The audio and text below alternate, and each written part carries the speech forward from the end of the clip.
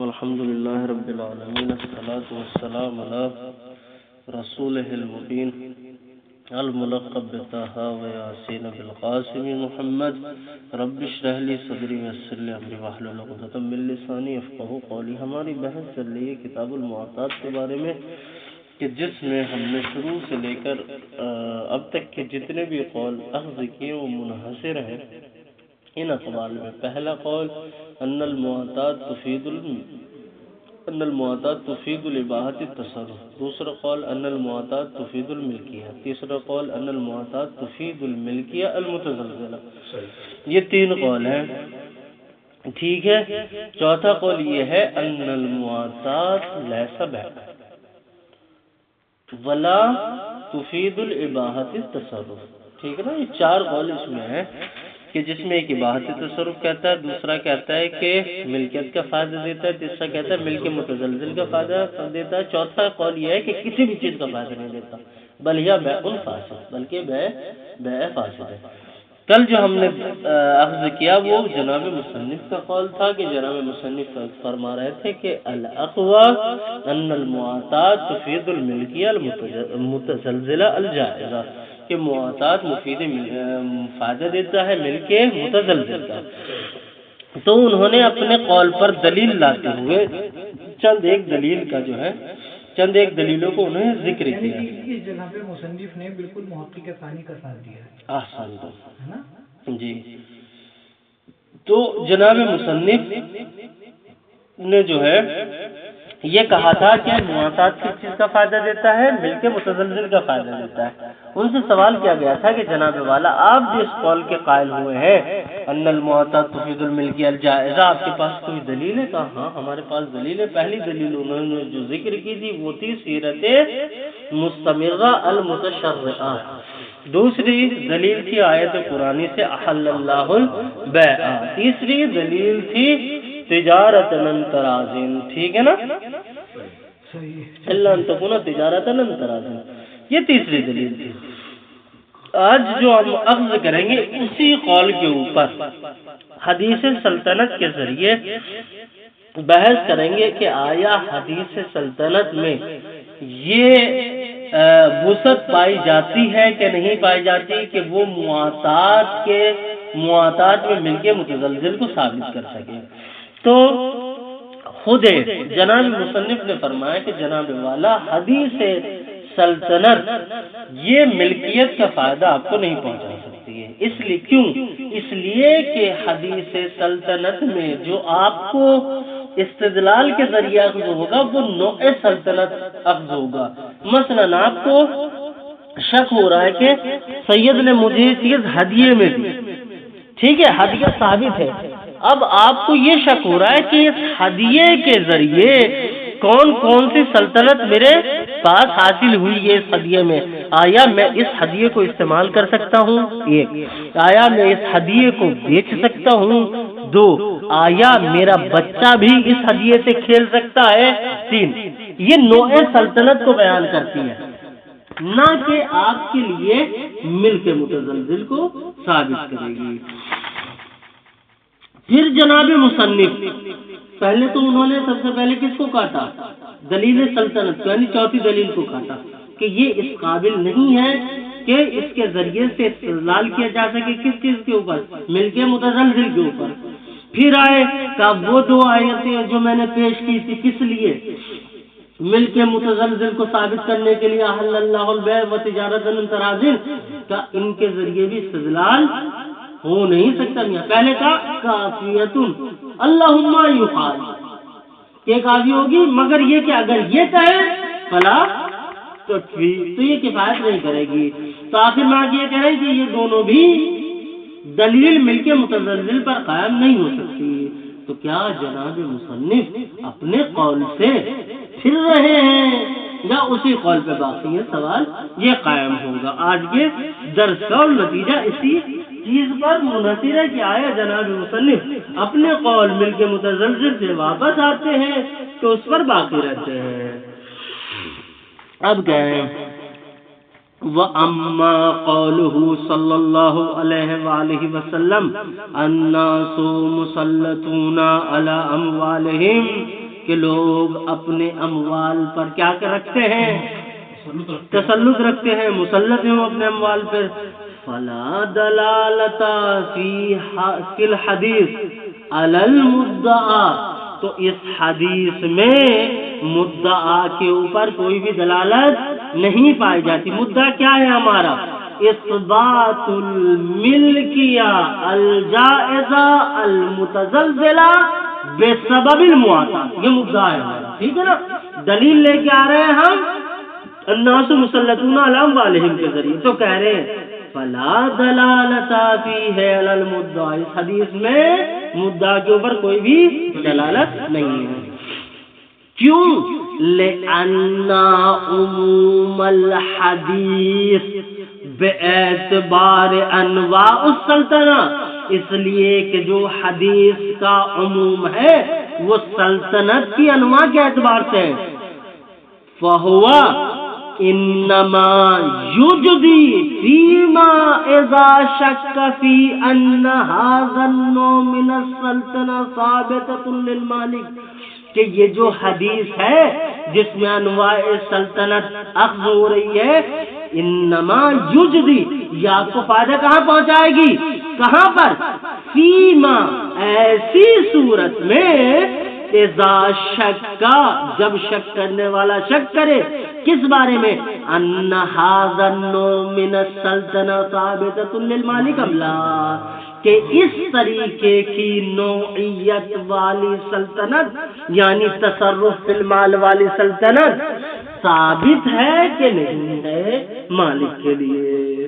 تو یہ کیا کہے گیا کہ وَمَاضِيَةٌ شَرْعًا فِي حَقِّهِ أَمْ لَا، آیا یہ سلطنت اس کے حق میں، مالک کے حق میں شرعی اعتبار سے ثابت ہے کہ نہیں. اما اس بارے میں بحث کرے گی حدیث. اما اذا قطعنا بأن سلطنة اذا قطعنا بأن سلطنة خاصة، لیکن اگر ہم اس بات کا قطع اور یقین کر لیں کہ سلطنت یہ سلطنت خاصہ ہے، نافذۃ فی حقہ، تو اس مالک کے حق میں یہ کیا ہوگی؟ نافذہ ہوگی، یہ سلطنت نافذہ ہوگی.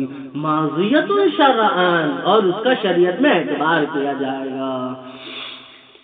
لیکن شک فی ان ھذا التملیک الخاص هل يحصل بمجرد التآتی مع الخاص ام لا بد من القول الدال علیہ.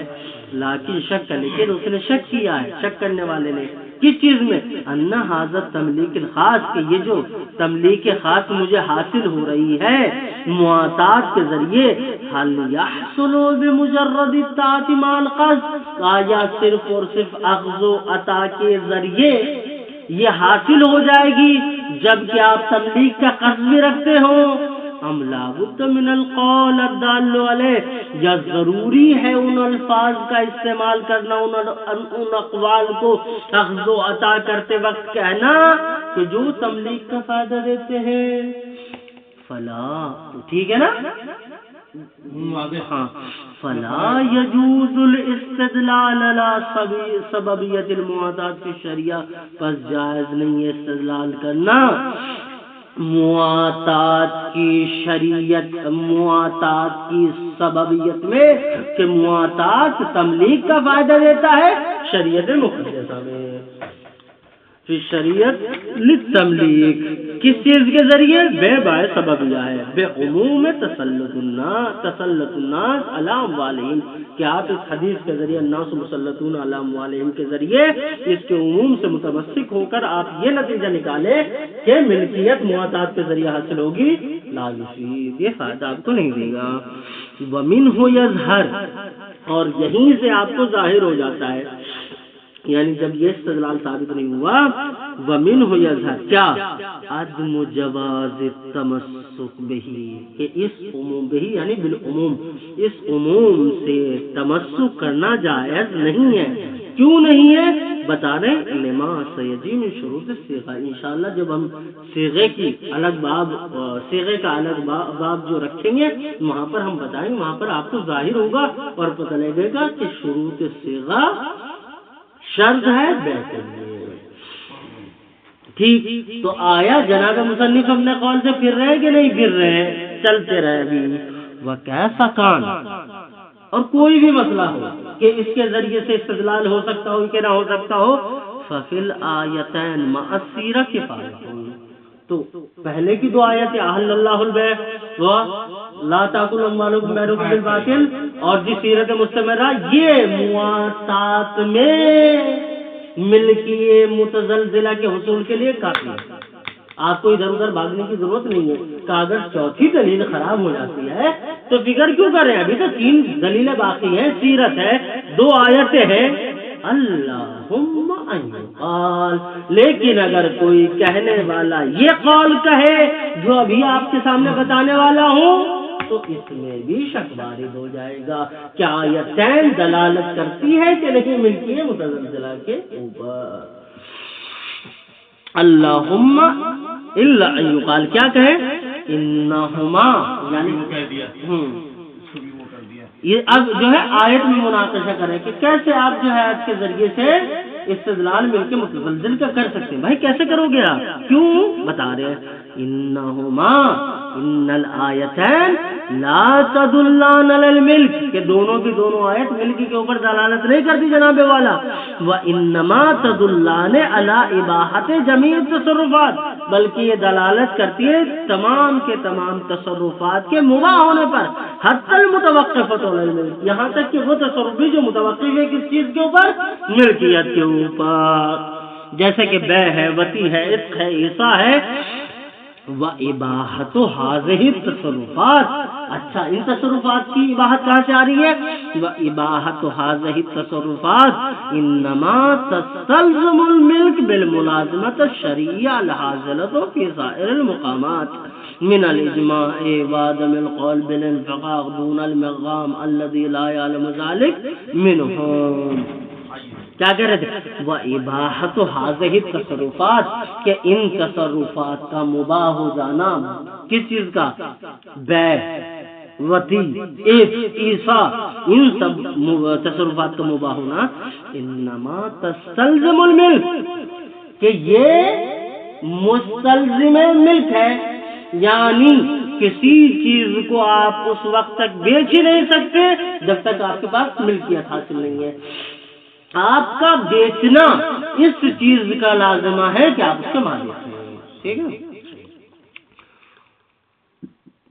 انما تستلزم الملک، کہ یہ تصرفات ملک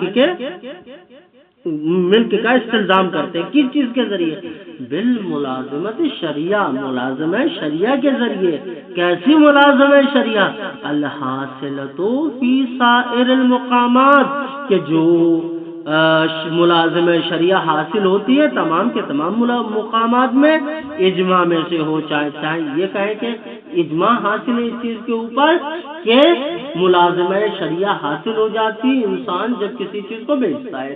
کہنے کا مطلب کیا ہے؟ کہنے کا مطلب یہ ہے کہ جب آپ نے مواطات کے ذریعے کسی اموال کی نقل و انتقال کی، اخذ و عطا کی، جیسے ہی آپ اس میں وہ تصرف کرتے ہیں جو متوقف علی الملک ہوتے ہیں، بس اس تصرف سے پہلے آپ کے پاس ملک آنیت ثابت ہو جاتی ہے، یعنی اس تصرف سے پہلے آپ کہہ سکتے ہیں کہ مواطات اباحت تصرف کا فائدہ دیتا ہے، لیکن جیسے آپ وہ تصرف کرتے ہیں تو آیا ملک آنیت، اسی آن آپ کو ملک حاصل ہو جاتی ہے، تو جیسے ملک آپ کو حاصل ہوا کام ہو گیا پھر آپ کا۔ جیسے کہ اجماع چیز کے اوپر قائم ہو، ایک وعدم القول بالانفقاق، یا اس قول کے قائل ہو جائے کس چیز کے کہ یہ دونوں منفق نہیں ہو سکتے، عدم القول بالانفقاق، ٹھیک ہے نا۔ ہاں کیا منفق نہیں ہو سکتے؟ یعنی التصرفات التي متوقف علی الملک والملک، یہ دونوں کیا ہے؟ منفک نہیں ہو سکتے۔ اگر آدمی ایسا تصرف کرتا ہے جو ملک کے اوپر متوقف ہے تو یہ دلالت کرتا ہے کہ ملک موجود ہے۔ اگر ملک ہوتی نہیں آپ جاریہ سے وتی نہیں کر سکتے۔ دون المقام الذی لا یعلم ذلک منہ، اس مقام میں نہیں، یعنی فی سائر المقامات من الاجماع دون المقام الذی لا یعلم ذلک منہ، ان مقامات کے علاوہ کہ جہاں پر آپ اس ملازمت کو نہیں جانتے ہیں۔ منہ یعنی من الفقہاء، یہ مقامات، ان مقامات پر فقہاء نے کہا کہ ہاں ملکیت ثابت ہوتی ہے، لیکن وہ مقامات جہاں پر آپ کو معلوم نہیں ہے کہ آیا ملکیت یا ملازمت شرعیہ حاصل ہے کہ نہیں، ان مقامات کے علاوہ حیث اطلق القائلون، اس حیثیت سے کہ اطلق القائلون، جو قائلین ہیں ان سب نے مطلق قرار دیا ہے کس چیز کو؟ بعدم الملک، کہ ملکیت آپ کو کیا ہے؟ حاصل نہیں ہوگی۔ تو کیا حاصل ہوگا؟ پوری عبارت ایسے پڑھیں، حیث اطلق القائلون بعدم الملک بالمعاطات الا اباحت التصرف، کہ آپ کو ملکیت حاصل نہیں ہوگی مگر کیا حاصل ہوگا؟ اباحت التصرف حاصل ہوگا۔ ہاں تحقق کو ملکیت نہیں، اباحت التصرف حتی متوقف علی الملک، یعنی کہ وہ تصرف بھی آپ کو حاصل ہو جائیں گے جو متوقف ہے ملکیت کے اوپر۔ وصرح فی المسالک، جناب شہید ثانی نے اپنی کتاب مسالک میں تصریح کی ہے بأن من اجاز المعاطات، کہ جس نے معاطات کی اجازت دی ہے، سوغ جمیع تصرفات، اس نے تمام کے تمام تصرفات کو جائز قرار دیا۔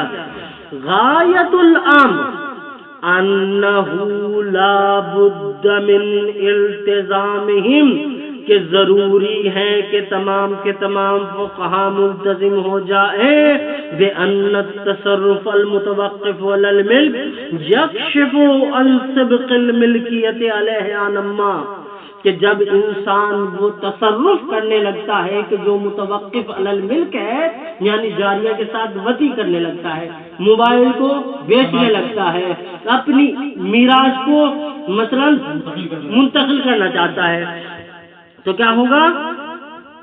المتوقف علی الملک یکشف، یہ کشف کرتا ہے کس چیز کو؟ ان سبق الملکیہ، ان سبق الملک علیہ عنما، کہ ملکیت اسی تصرف سے پہلے سبقت رکھتی ہے، یعنی جیسے اس نے تصرف کیا ولو ایک لمحہ پہلے ملک شرعی اسے حاصل ہو جاتی ہے۔ اگر وہ ملکیت اسے حاصل نہ ہو فلا یجوز الوطی مع الجاریۃ، لا یجوز التصرف المتوقف علی الملک۔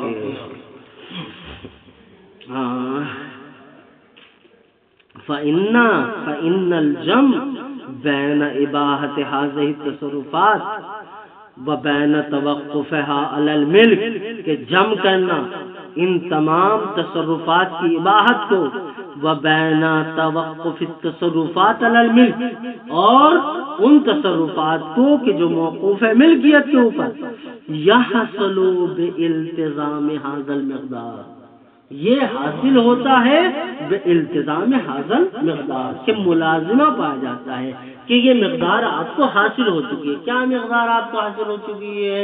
کیا مقدار ہمیں حاصل ہو چکی ہے کہ جیسے ہی انسان اس موبائل موہوب کو یا اس موبائل کو جو تعاطی کے ذریعے حاصل کیا تھا جیسے بیچنے جاتا ہے، بیچنے سے پہلے یہ ملکیت کی مقدار اسے حاصل ہو جاتی ہے، وہ والے تصرف کرنے سے پہلے کہ جو متوقف علی ملکیت ہو۔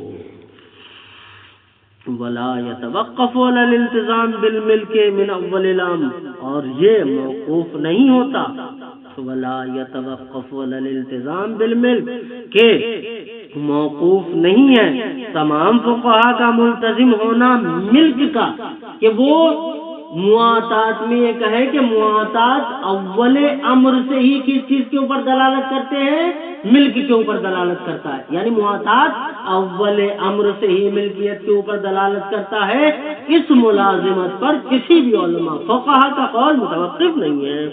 वला यतवक्कफु अलल इल्तिज़ाम बिल मिल्क के मिल्क के लाज़िमे के ऊपर मौकूफ नहीं है। मिन अव्वलिल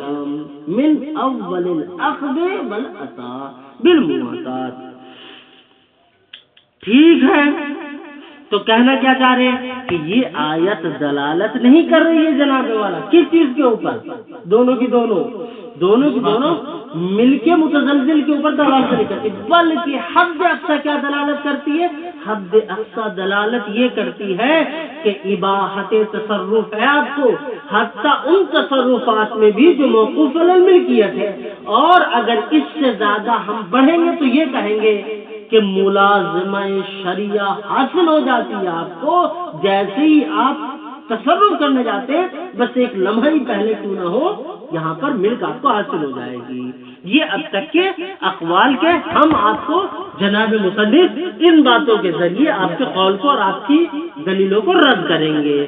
तो यहाँ पे जनाब मुसन्निफ़ क्या कहेंगे, ला युक़ाल यानी फयुक़ाल, यानी हम उन लोगों से कहेंगे जिन्होंने ये कौल क्या है, क्या कहेंगे, इन्ना मरजा हाज़िहिल इबाहत। हाँ असल तुम जज़ाकुमुल्लाह कि जनाबे वाला है, भागने की जरूरत नहीं है, एक जुमले में जवाब आएगा, इन्ना मरजा हाज़िल इबाहत, कि इस इबाहत का मरजा भी क्या है, तमलीक है, वो भी तमलीक की तरफ पलटता है। अगर तमलीक हासिल नहीं तो ये कहने का मतलब नहीं कि हम मुबाह करार दे रहे हैं आपको उन तसर्रुफातों के जो मौकूफ अलल मिल्क है।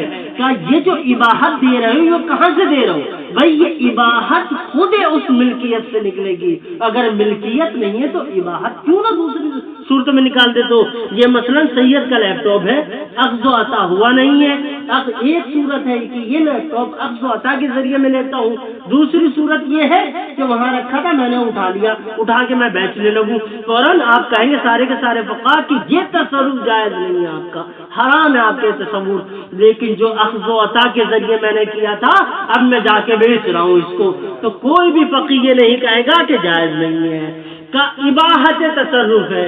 हत्तल मुतवक्क़फ़तु अलल मिल्क, ये जो इबाहत तसर्रुफ कह रहे हैं ये भी माख़ूज़ मिनत तमलीक है। सही, ठीक है ना, आगे चले। वल्हम्दुलिल्लाह रब्बिल आलमीन।